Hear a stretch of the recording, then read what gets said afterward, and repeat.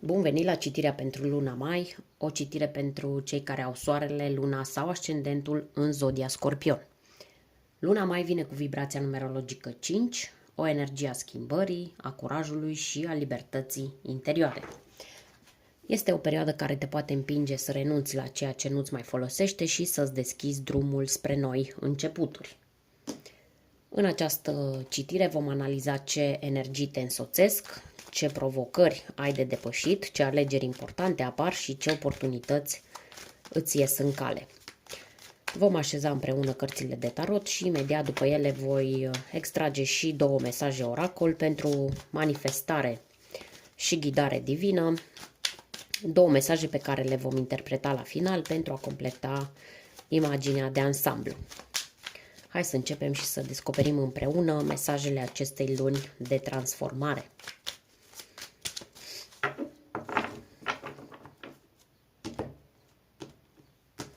Începem cu prima carte, care ne arată energia generală care te va însoți în luna mai. Avem aici arcana majoră, carul.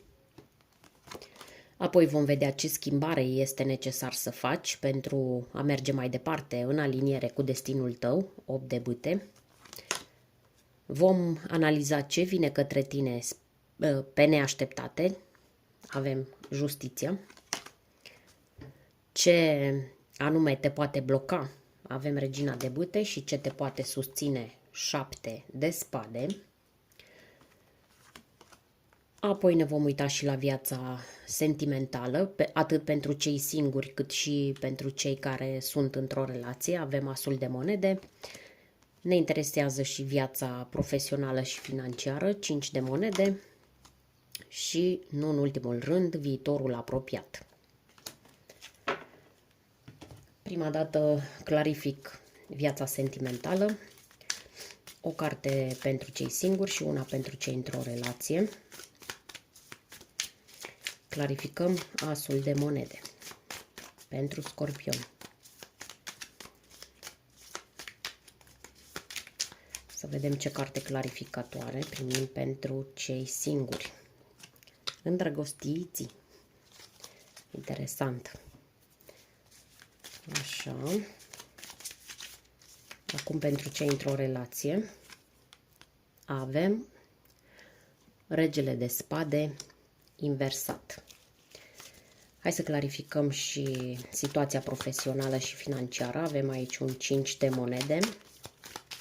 Să vedem mai exact ce vrea să ne spună. Clarificăm cu 8 de bâte. Ok. Hai acum să cerem și mesajele din partea Universului prin cele două oracole. Prima dată oracolul înțelepciunii.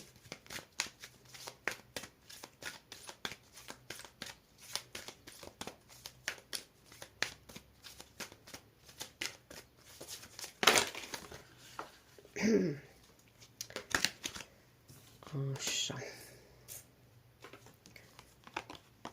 Avem aici numărul 18. Serendipitate este o formă rar folosită a acestui cuvânt.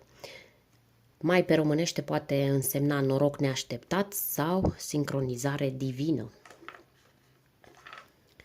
Am aceste cărți pe spaniolă și câteodată traducerea nu este chiar perfectă. Așa, haide să vedem ce mesaj primești și din cărțile de manifestare secretul pentru Scorpion, mai 2025. Nu există lipsă sau limitare. Hai să le lăsăm aici și să interpretăm în primul rând cărțile de tarot.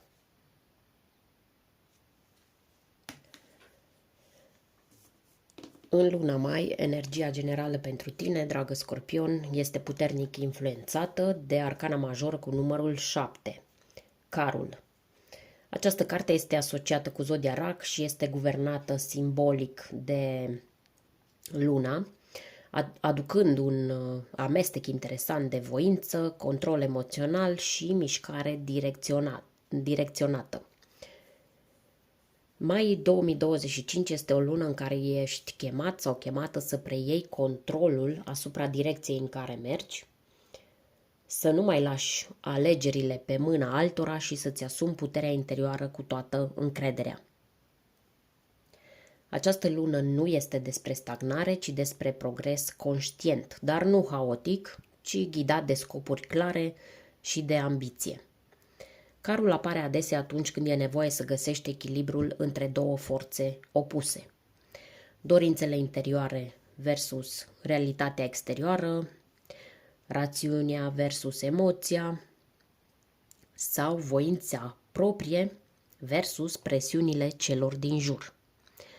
Dacă ai simțit în lunile trecute că ai fost tras sau trasă în direcții diferite, acum vine momentul să strângi hățurile în mâini și să alegi tu drumul.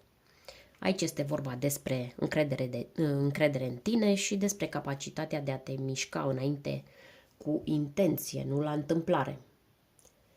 Numerologic, carul are vibrația 7.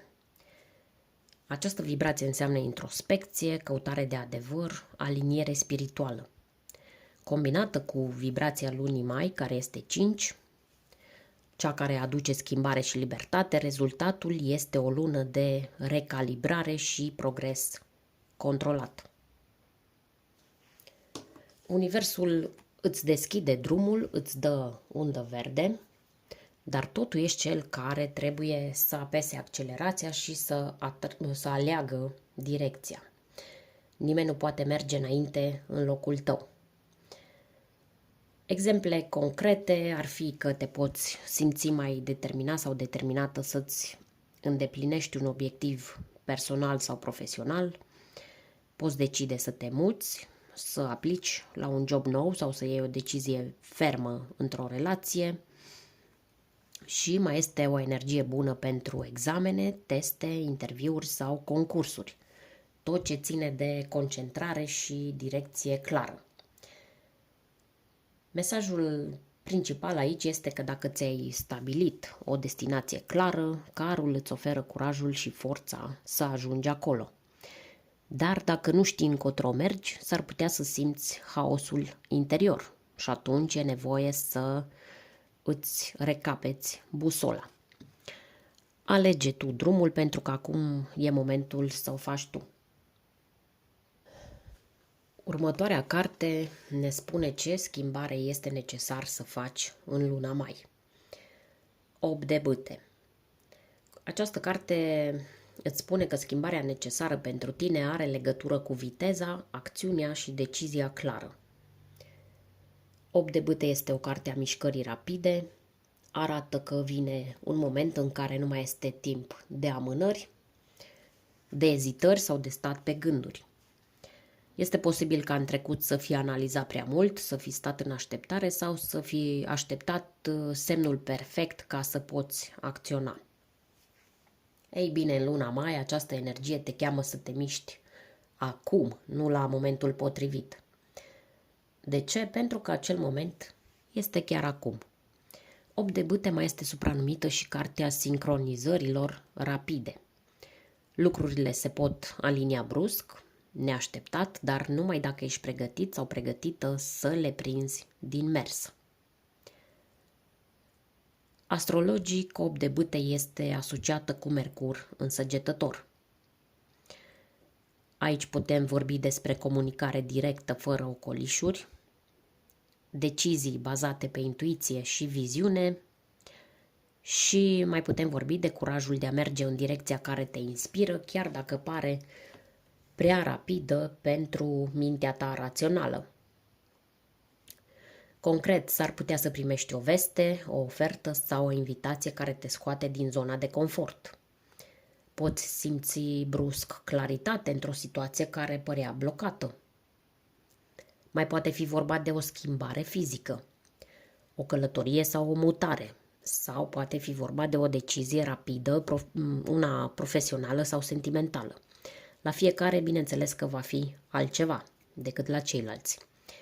Este posibil să simți nevoia de a răspunde la ceva ce ai ignorat până acum. O dorință, o oportunitate sau un vis al tău mai vechi. Așadar, schimbarea de care ai nevoie nu este despre a te gândi mai mult, ci despre a acționa. În luna mai, claritatea vine prin mișcare și nu prin analiză excesivă. Și ține cont că nu tot ce vine rapid este superficial. Uneori, ceea ce vine brusc este exact ce ai cerut cândva, dar poate că ai uitat. Pentru poziția a treia, ce vine către tine pe neașteptate, a ieșit Justiția, o carte care aduce în viața ta un moment de echilibrare karmică. Dacă în ultima perioadă ai simțit că lucrurile nu sunt drepte, nu sunt corecte, că ai oferit mai mult decât ai primit sau că ai fost într-o zonă de confuzie ori morală, ori emoțională, această lună mai vine cu o surpriză. Adevărul iese la lumină. Poate fi vorba despre o revelație personală sau despre o situație externă care se clarifică în favoarea ta.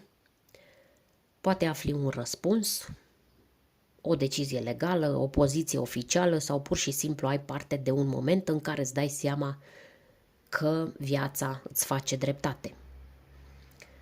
Justiția este asociată cu zodia Balanță și guvernată de planeta Venus. De aceea nu este doar despre reguli și corectitudine, ci și despre armonie, frumos, valori interioare și relații.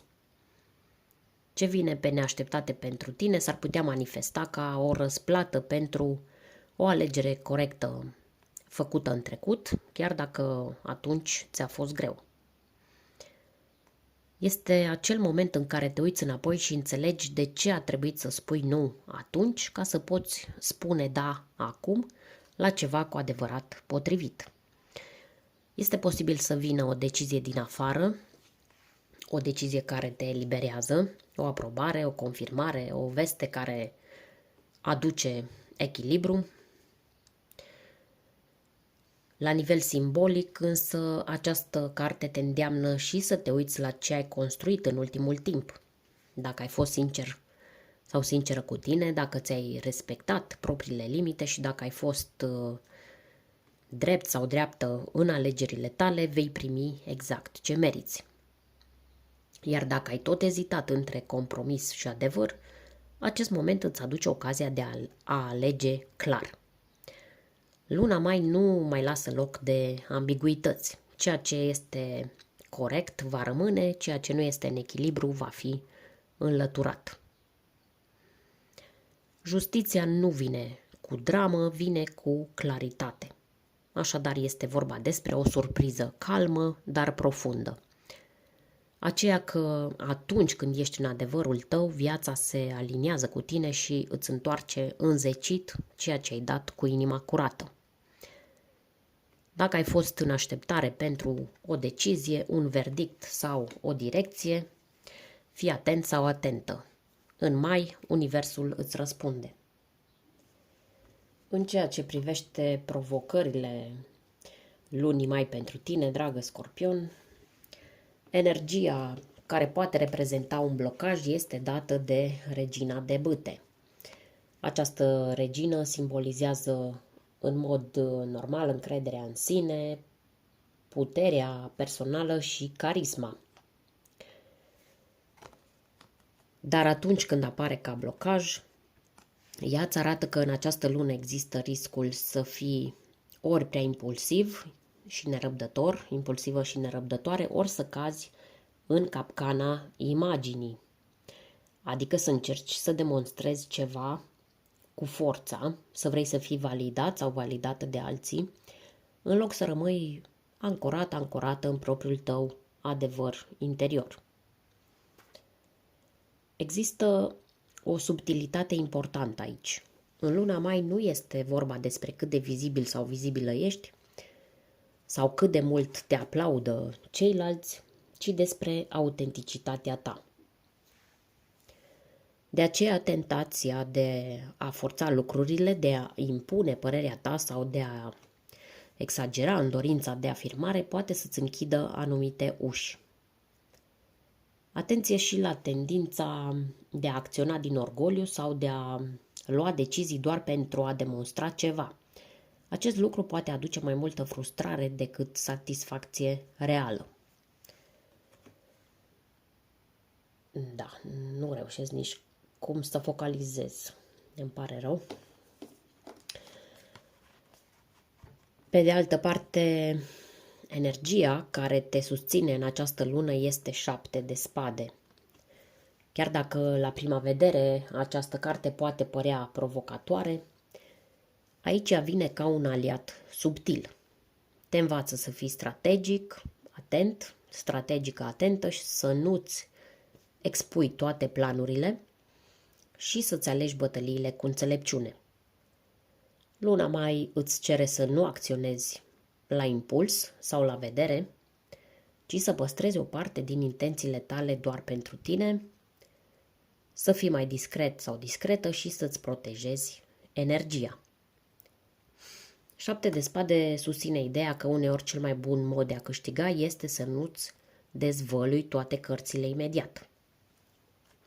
Este o lună în care răbdarea și planificarea atentă sunt aliații tăi cei mai puternici.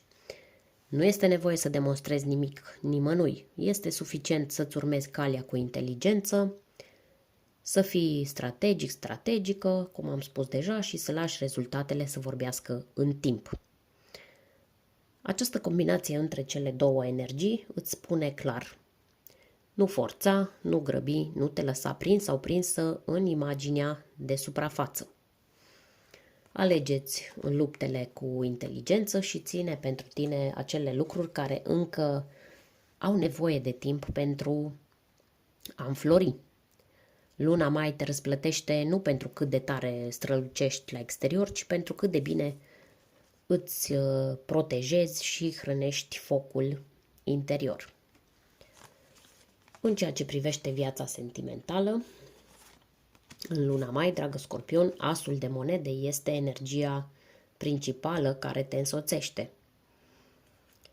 Această carte aduce o promisiune de început solid, început stabil și valoros în plan sentimental, dar direcția în care această oportunitate se manifestă diferă în funcție de situația ta actuală. Pentru cei singuri, asul de monede este clarificat cu îndrăgostiții. O arcană majoră importantă, asociată cu zodia Gemeni și cu planeta Mercur. Asta înseamnă că în luna mai poate apărea o șansă reală de a construi o relație profundă, bazată pe alegere conștientă, pe comunicare sinceră și pe o compatibilitate autentică. Este posibil să cunoști pe cineva care nu doar că îți trezește interesul romantic, dar îți oferă și sentimentul unei conexiuni de destin. Îndrăgostiții te avertizează însă că nu este o alegere de luat ușor. Luna mai îți cere să alegi cu inima, dar să rămâi și atent sau atentă la valoarea reală a relației. Nu te grăbi. Asul de monede îți arată că totul poate începe frumos, dar merită construit cu răbdare și pe temelii solide. Pentru cei care se află deja într-o relație, asul de monede este clarificat cu regele de spade inversat. În această combinație, mesajul este despre atenție la comunicare și la posibile dezechilibre de putere în cuplu. Regele de spade inversat poate semnala tensiuni din cauza unei atitudini prea rigide, prea critice sau autoritare, fie din partea ta, fie din partea partenerului. Luna mai îți aduce oportunitatea de a întări relația prin stabilitate și claritate, dar este nevoie să gestionezi diferențele de opinie cu diplomație și cu mai multă deschidere emoțională. Nu forța lucrurile și nu intra în lupte de orgoliu. Cheia este să revină echilibrul și respectul reciproc pentru ca relația să crească în continuare sănătos. Per ansamblu, viața ta emoțională în luna mai este favorizată de oportunități reale de stabilitate, dar depinde mult de alegerile tale conștiente și de capacitatea de a comunica autentic și matur, fie că ești singur sau singură sau într-o relație. Această lună îți aduce ocazia să construiești ceva de valoare, însă alegerea corectă și felul în care gestionezi provocările vor face diferența. Îmi cer scuze dacă vi se pare vocea mea mai gravă decât de obicei. Am reușit și eu să mă răcesc puțin. În plan profesional și financiar, luna mai poate începe cu o stare de îngrijorare sau nesiguranță, ilustrată de 5 de monede. Această carte vorbește despre senzația de lipsă, fie lipsa stabilității financiare, fie sentimentul că nu primești sprijinul de care ai nevoie în carieră. Poți simți că oportunitățile sunt puține, că resursele sunt limitate sau că ești într-o perioadă mai dificilă în care ai nevoie de mai multă susținere, fie materială, fie emoțională. Însă 5 de monede este clarificat de 8 de bâte, ceea ce schimbă radical dinamica situației. Această clarificare arată că, deși percepția inițială poate fi una de lipsă sau stagnare, lucrurile se pot mișca mult mai repede decât te aștepți. 8 de bâte aduce vești rapide, schimbări bruște și deschiderea unor drumuri care păreau blocate. Dacă ai așteptat un răspuns, o oportunitate sau o rezolvare financiară, luna mai îți poate aduce aceste lucruri, dar este important să fii atent sau atentă și să te pregătești să acționezi rapid atunci când apare șansa. Aceste două cărți îți transmit un mesaj clar. Percepția de lipsă de acum nu este realitatea ta finală. Chiar dacă simți că lucrurile nu se mișcă sau că nu ai suficient, schimbarea poate veni dintr-un impuls neașteptat. Poate veni dintr-o veste, dintr-o propunere, o idee care te scoate din starea de blocaj. Este important să nu te închizi în frică sau în gândirea negativă, pentru că oportunitățile vor apărea, dar trebuie să fii deschis sau deschisă și să le recunoști atunci când vin. Așadar, în luna mai, în plan profesional și financiar, curajul de a răspunde la oportunități, flexibilitatea și deschiderea către schimbare sunt cheile care te ajută să depășești orice sentiment de lipsă. Ceea ce pare o perioadă dificilă poate deveni rapid o rampă de lansare către un nou început mai prosper. În viitorul apropiat, energia ta este reprezentată, nu sunt chiar în cea mai bună formă, este reprezentată de regele de bâte. O carte extrem de pozitivă care vorbește despre asumare, viziune și conducerea propriei vieți cu încredere și pasiune. Regele de bâte este liderul care știe unde vrea să ajungă și care are și curajul să-și urmeze viziunea, indiferent de obstacole. Această energie îți indică faptul că după o perioadă de instabilitate sau îndoieli, vei recăpăta puterea interioară necesară pentru a prelua controlul asupra drumului tău. În mod concret, în următoarea perioadă poți simți o dorință puternică de a acționa, de a lansa un proiect personal, de a face o schimbare profesională sau chiar de a deveni un lider sau un exemplu pentru cei din jurul tău. Acest rege de bâte nu este un visător pasiv. Este cel care face lucrurile să se întâmple cu pasiune și cu determinare. Această carte este asociată cu elementul foc și cu zodiile de foc, berbec, leu, săgetător, ceea ce adaugă un plus de energie, de vitalitate și dorință de afirmare. Asta nu înseamnă că trebuie să te grăbești haotic, ci că vei simți clar unde vrei să ajungi și vei avea curajul să mergi în acea direcție fără să te mai îndoiești. Mai mult decât atât, regele de bâte aduce și un alt mesaj subtil, și anume să nu uiți că adevăratul lider nu îi domină pe ceilalți, ci îi inspiră. Așa că în viitorul apropiat forța ta nu va veni din impunere, ci din autenticitatea și pasiunea cu care îți urmezi visul.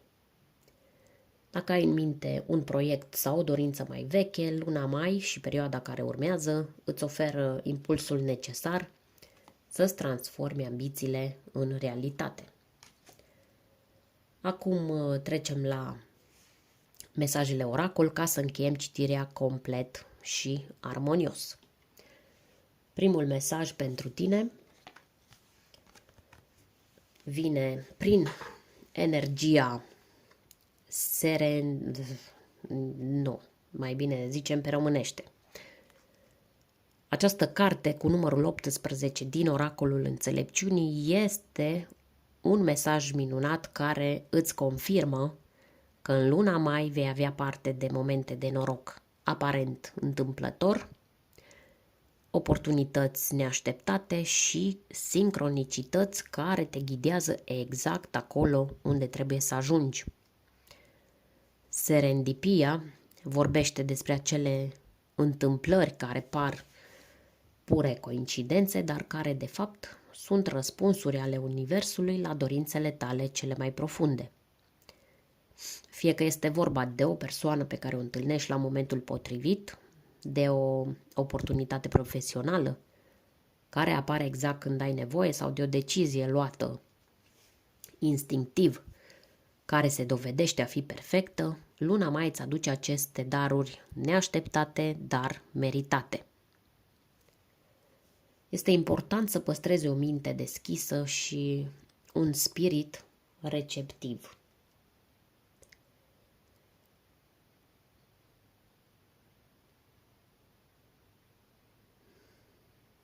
Serendipia îți spune să te lași purtat sau purtată de flux, să ai încredere în drumul care ți se deschide și să nu te temi de schimbare. Uneori binecuvântările vin sub forme la care nu te-ai fi așteptat. Cu cât ești mai deschis sau deschisă la nou și mai dispusă să vezi magia în lucrurile mici, cu atât mai ușor vei recunoaște aceste sincronicități ca parte din planul divin. Numărul 18 se reduce numerologic la 9, un număr al finalizării și al înțelepciunii. Asta înseamnă că multe dintre sincronicitățile pe care le vei trăi în mai sunt rezultatul unui ciclu care se încheie, aducându-ți recompensele bine meritate pentru eforturile trecute. Acum trecem și la al doilea mesaj,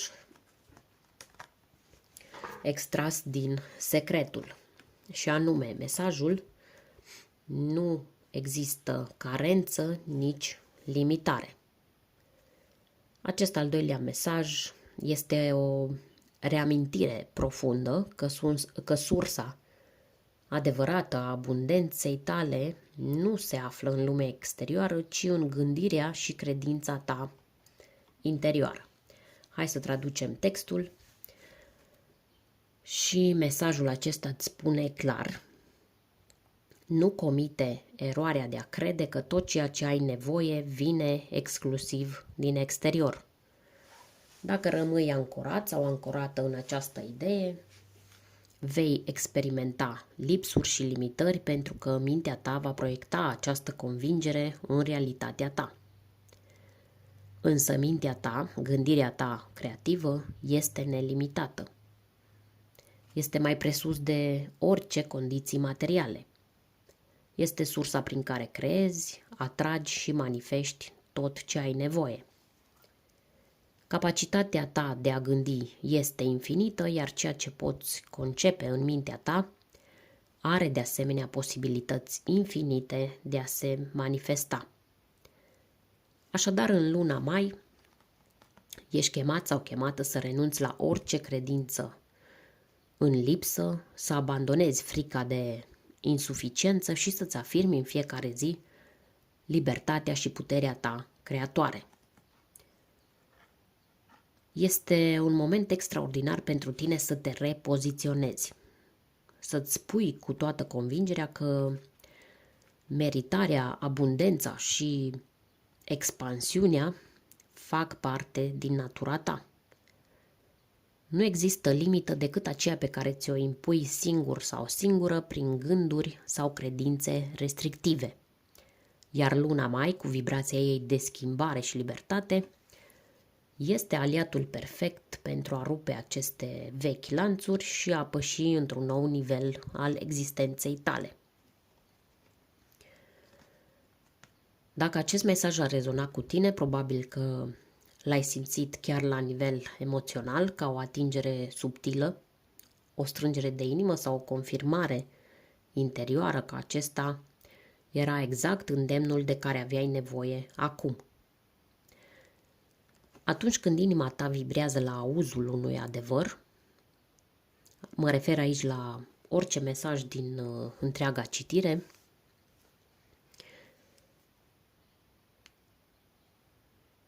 atunci este un semn clar că acel mesaj îți este destinat. Nu-l ignora, pentru că este ghidarea ta divină spre o viață fără limite.